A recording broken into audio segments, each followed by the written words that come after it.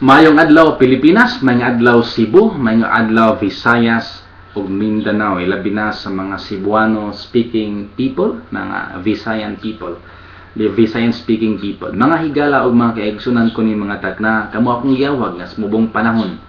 Hatagan niyo luna ang mga mensahe nga akong ipaambit ni mga oras sa karon. Ato na nadungog ang mga kagubot, kaguliyang sa bisan asang dapit, corruption sa atong nasod, corruption sa ubang nasod, krimen sa ubang nasod, katalagman sa ubang nasod ug bisan sa atong nasod.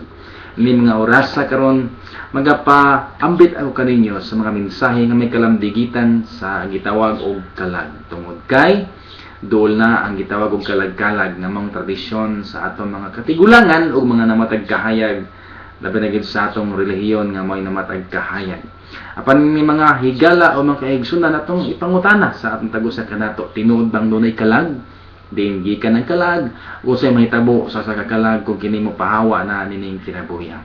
Dini sa libro sa Henesis mga kaigsunan, Henesis kapitulo 2 bersikulo 7, nag-ingon ni, "The Lord God formed man of the dust of the ground and breathed into his nostrils and the breath of life, and man became a living soul." So niya sa verse 15, ingon din, "And the Lord God took the man and put him in the garden of Eden to dress it and to keep it." Mga higala, mga kaigsunan, sa atong gibasa karon, ato na pamatud-an nga ang nagbuhat gid ay sa tao ang Dios. Dili tinuod nga gikan ta sa waya-waya, dili tinuod nga gikan ta sa unggoy, no? Ang Dios naggama og tao nga ang sumapa sa Biblia, yan lang niyag Adan, ug gikan kini sa yuta, ug unya giporma niyag sama kanimo, sama kanako, ug unya gihuypa ng ilong ug nahimong living soul. Kung wala pa huypi sa Ginoo ang yang ilong, di ta mahimong living soul. So ang tag-iya sa kinabuhi og sa kalag mao gyud ang Dios suma sa Biblia. Unsay mahitabo kung ang tao mubalik sa Dios? O unsay mahitabo? O unsay nahitabo nining panahon samtang gibutang sa Dios si Adan diha sa Garden of Eden? Ang Biblia nag-ingon suma sa itong gibasa, gisugo ang tao sa pag-atiman sa tanang binuhat sa Dios diha sa Garden sa Eden. Unsay gibuhat sa Dios diha sa Garden of Eden, siya imo atiman, siya imo alima, ug makigsulti ang Dios from day to day ni Adan mga kaigsunan. Apan niabot ang mga adlaw nga misupak siya sa sugo sa Dios nga mao nga dili pwede mo kaon sa gidili nga pagkaon bunga sa kahoy taliwala sa Eden. Ug mo hinungdan nga si Adan niabot ang problema, nakasakit tungod kay nakasala naman siya. Kay ang sa kasulatan gud mga kaigsunan, sin is a transgression of the law. Nakasulod ang sala tungod kay gisupak niya ang sugo sa Dios. O San Pablo nag-ingon diya sa Roma 5:12, pinaagi ni Adan sa dihang nisupak siya sa sugo sa Dios, ang sala misulod ug niabot ang kamatayon. Mo hinungdan mamatay ang tao, ang matag-usa kanato kay nakasala man ang tanan, sumala pa sa kasulatan. Asa man ibutang ang taong makasala, sumapas Biblia kay Roma 3:23, "All have sinned and fall short of the glory of God." Kitang tanan nakabsan sa himaya sa Dios tungod kay misupak man atong unang ginikanan hangtod kita na angin kitang tanan, no? Pero di gid kalimod nga bisag dugay na namatay si Adan, ang matag-usa kanato hugaw hunahuna puno sa pagkadautan, no? Unsay mahitabo kung mamatay ang usa ka tawo nga ang living soul, kung sa diha nga mamatay siya? Unsa may kahulugan sa kamatayan? Ang kahulugan sa kamatayan panagbulag. Ang buot ni pasabot, kung mabulag na ang living soul gikan sa lawas, hindi ka man ta sa yuta god, tung lawas yuta man gikan. So ingon ang kasulatan Roma 6:23, "For the wages of sin is death, but the gift of God is eternal life." So adto sa portion nga, wages of sin is death. So ang bayad sa sala sa atong pagkadautan kay mao ni pulos man ta makasala, mao man kamatayon. Unsa man ang kahulugan sa kamatayon gipasabot dinha? Ang gipasabot diha separation, nga ikaw ibulag na ka sa Dios. Kinumdum ko sulat ni Hesukristo. May usa ka tawo mingon niya diha sa libro ni Mateo sa Lucas Ginoo mo sunod ko. Nimo apan mupuli usa ko sa amo kay maglubong kami sa akong amahan. Muhatod pa ko. Apan ningon natong Ginoo, pasagdi ang mga patay maglubong sa ilang minatay. So ang minatay katong gipas-an ug unya ang katong patay ang nagpas-an. So gianggaan sa Ginoo o gihiganlan sa gihingalan sa Ginoo og patay ang nagpas-an sa minatay. Nga naman kay ang tao gud pulos man makasala atubangan sa Dios, patay ang atong relasyon sa Ginoo tungod sa atong kasalanan. Ug mo hinungdan nga kung kita mga matay physically, then nigatubang nimo sa Ginoo, mamatay pud ka spiritually, ibulag ka sa Dios kanang gitawag second death. Ikaduhang kamatayon nga ibulag ka sa Ginoo, gipadayag 22:8 adto sa linaw nga kalayo ug suffering nga maong ikaduhang kamatayon. Kaya ang first death mo man ibulag imong lawas, mubulag tas tong lawas niya. Second death, ibulag tas Ginoo, ilabay sa impyerno naman tungod kay kitang tanan pulos makasasala.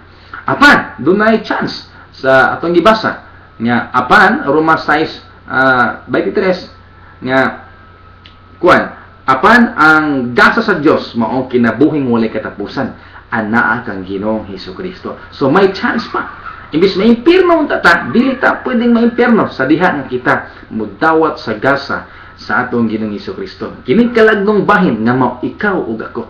Spiritual kahimtang nga kalagnong bahin ang mudawat sa atong Ginoo sa iyang gasa, dili ning lawasa, madugta man ni.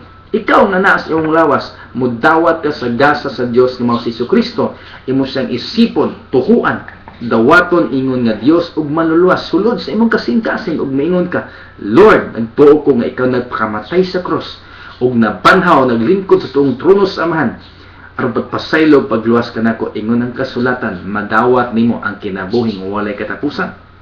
Imong tuuan nga iyang kamatayon sa cross ang iyang pag-ula sa dugo para kanimo ug para kanako, para mapasaylo imong sala ug imo siyang ilhon nga Dios og manluluwas. Sama atong namatay sa cross, miingon siya, dili kita moy angay dili angay silutan si Hesukristo nga atong Ginoo nas taliwala karon. Kita moy angay kastigohon kay kitay mga dautan ug miingon siya ngadto sa atong Ginoo, Ginoo, Lord, hinumdumi ako kung tuwa ka na sa paraiso. Tubag nga atong Ginoo, karon dayon uban ka kanako sa paraiso. Wa siya miingon ugma sunod bang tuig. Mga igsoon kini kamatuoran sa dihan ikaw ug ako sa atong pagkamaksala may impyerno man ta, malaglag man ta, mabulag man ta sa Dios, may kahigayunan pa. Dawata si Jesus sulod sa imong kasing-kasing ingon nga manluluwas. Ug tuhoy siya, nagpakamatay siya, nagula sa dugo para kanimo. 2,000 kapin na katuig ng labay. 2,000 kapin katuig na ng labay aron pagpasaylo ug pagluwas kanako ug pagluwas kanimo. Wa ka ba makasiguro sa imong kaugmaon sa napunta ni mga orasa buhata kini imong pagampo? Ingna ang Ginoo karon dayon luhod diha sa imong himutangan. Kung mahimo ingna siya, Lord, pasaylo ako sa akong mga sala. Kung mahimo buluhod ka, kung kita nimo ay kaulo sa Lord, ang gawin ang Ginoo, pasaylo ako sa akong mga sala amahan. Kaya ngano mga kaigsunan, diha sa Biblia, Isaiah 1:18, bisag unsa ka pa kadautan, bisag unsa ka pa ka makasala, pwede kang papution sa Ginoo. Sama sa balhibos, karnero, o sama sa panganod, o sama sa ice, baguhon ka sa Dios. 1 John 1:9, sa diyan mo duol ka sa Dios, mga igpasaylo, moangkon ka sa iyong pagkadautan, o musaad nga moalagad ka niya, pasayloon o hugasan, hinluan ka. Isaiah 1:18, basta makighusay lang ka sa Ginoo. Ibis may impyerno, dili ta na impyerno, malangit na Hinuon. Ano naman, mo na kahigayunan gihatag sa Dios. Ikaduha, kinahanglan gyud tuhuan si Hesukristo. Sulod to kasing-kasing ingon nga Dios ug manluluwas ug tuhuan nga namatay sa cross ug nabanhaw, nagula sa dugo para sa tong kaluwasan, para sa imong kaluwasan. Akong balikon, kung mahimo mo luhod ka na Lord, pasaylo ako sa mga sala. Ni mga orasa, gidawat ko ikaw sa akong kinabuhi. Gilak ikaw ingon nga Dios ug manluluwas ug akong isalikway ang dili tinuod nga paagi sa pagsimba. Ug nini mga takna, ikaw na akong alagaran. Ginoong Hesus, salamat kaayo sa imong pagluwas, pagpakamatay sa cross, pagluwas kanako. Ning mga takna, ikaw na akong ampuan o pasalamatan, ug akong tuhuan nga imo akong pasayloon, hugasan pa na akong pagkadautan. Kung itugyan kanimo ang tibuok kong kinabuhi.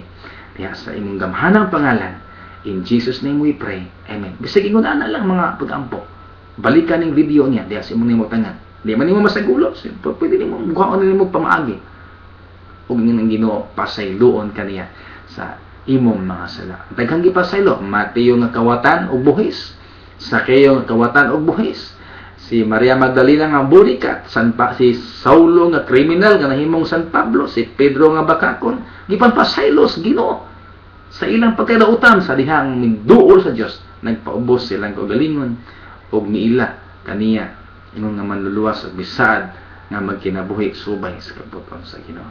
God bless you all. Hinaw ko ang Dios kanunay uban sa Espiritu Santo magabugkos o magapadalangin kanatong tanan.